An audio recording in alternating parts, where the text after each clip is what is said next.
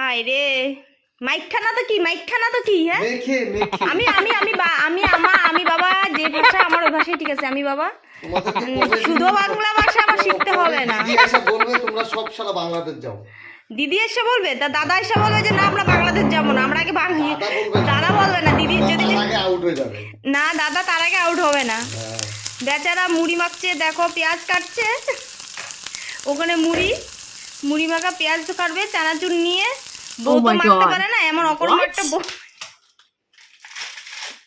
বউ মুড়ি মাখতে পারে না বললে নিজে বেচারা মুড়ি মাখা চানাচুর দিয়ে মুড়ি মাখবো মাইখা না, বাংলাদেশি মাইখা।